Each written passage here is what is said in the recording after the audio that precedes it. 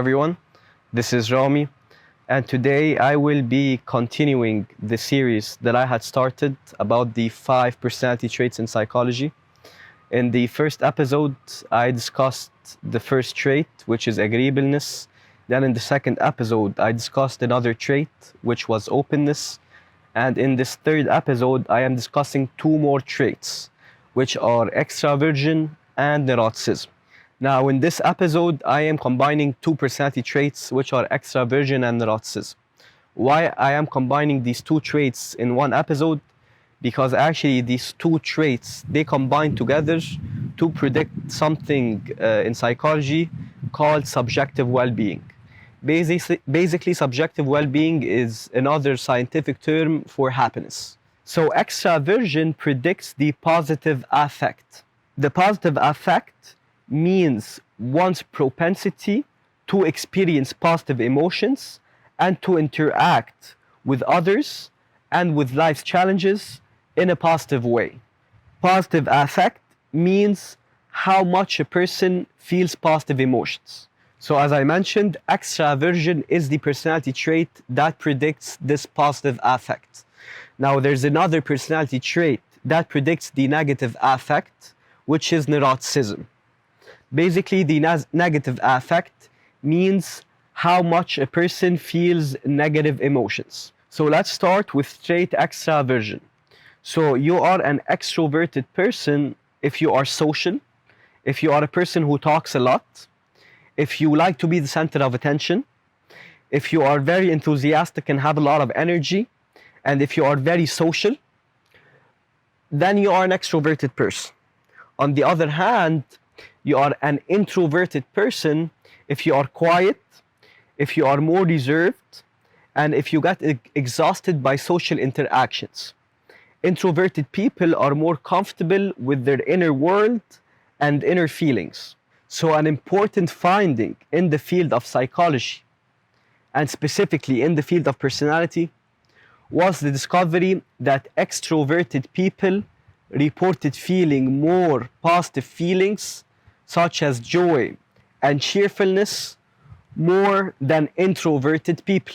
So neuroscientists, which are the scientists who study the brain, they wanted to understand why extroverted people report feeling more positive feelings than introverted people. So they decided to do some brain scans, and they decided to study the extroverted brain compared to the introverted brain. So the neuroscientists found out that the extroverted brain was linked to a network of brain systems that are responsible for cues of reward and that generate approach behavior in response. So in simple terms, that means that extroverted people have brains that are more sensitive to rewards, and that creates approach behavior in response. So what does it mean that extroverted people have brains that are sensitive to rewards? What that means basically is that extroverted people expect rewards to happen to them. They always expect positive things to happen to them. And that makes them more optimistic, and that's why they approach the environment with enthusiasm and with confidence, because they're always expecting rewarding situations and positive situations to happen to them.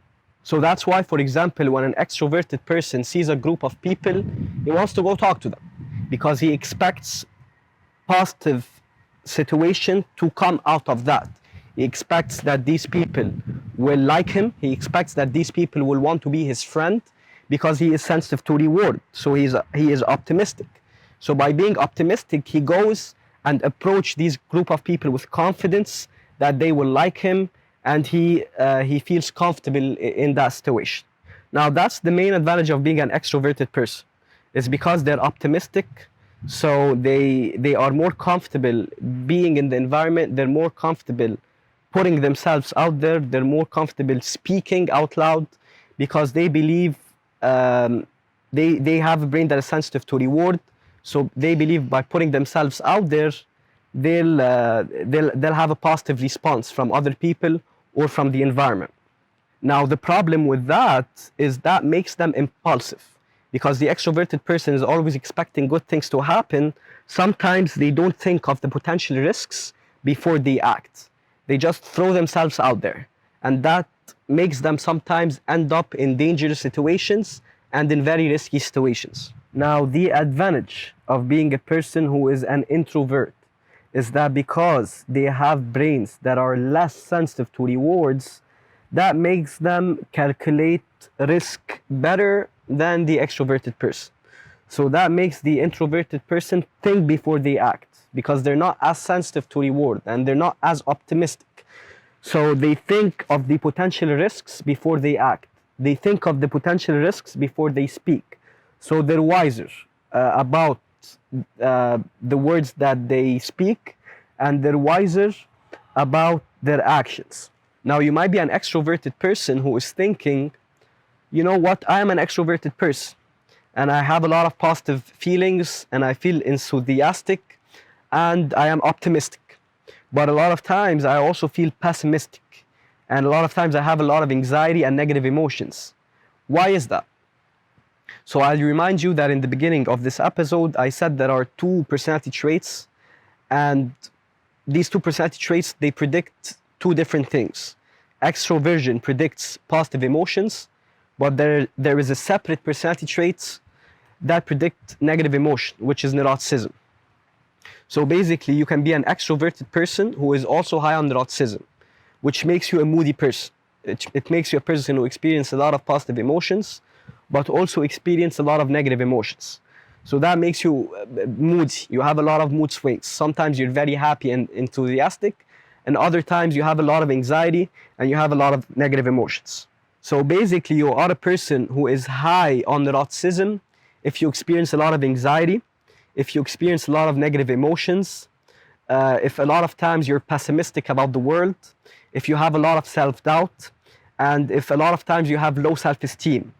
That makes you a person who is high on neuroticism. So if you're a person who is high on neuroticism and who is wondering what are the advantages of being high on neuroticism, you might believe that neuroticism is a bad thing because you have a lot of anxiety and a lot of self-doubt. So you might think neuroticism is completely negative. But in fact, neuroticism also has advantages.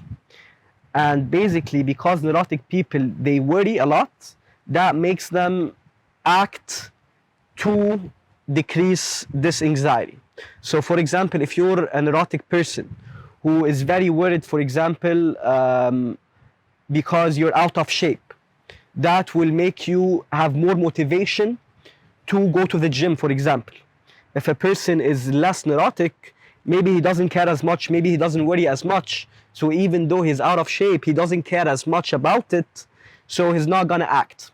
So you can use your neuroticism and you can use your anxiety to your advantage by making you want to act and by making you proactive to decrease whatever is causing you this neuroticism. Now, at the end of this episode, I also want to mention that scientists have discovered another form of well-being. So in this episode, I was talking about subjective well-being, which is happiness, which is predicted by the personality traits. It's basically chemicals in the brain control subjective well-being. Okay? Now, there's another form of well-being called eudaimonic well-being. And eudaimonic well-being, it's not about how much positive emotions and how much negative emotions you feel. It's more about, do you have a meaningful purpose in your life? Do you have a goal in your life that you're actively pursuing? And that is very important, because you can be someone who is very high on neuroticism and have a lot of anxiety, and you don't feel a lot of positive emotions, and you feel a lot of negative emotions. But if you have a goal and you have a purpose in your life that you're working towards, you're still gonna feel a lot of satisfaction, and you're still gonna feel a lot of comfort, because you know that even though you feel a lot of anxiety, the goal that you're pursuing will make you feel so happy when you get it, and that gives you all the motivation that you need to pursue your dream and pursue your goal, even though you have a lot of anxiety and you have a lot of negative emotion. I want to mention that all of the information that I shared with you guys are information that I gathered from scientific research and scientific articles. These are all information that were in peer-reviewed scientific articles and peer-reviewed scientific research. So I only share with you guys information that are based on scientific research. I will also be sharing links of the articles and of the research that I used. So if you guys want to look at them yourself, you can. I will be sharing them in the description. Thank you guys for watching. If you found this video to be useful and helpful, please like and subscribe and share it with your friends and family. And in the next episode, I will be discussing the last personality trait, which is trait conscientiousness. Thanks for watching.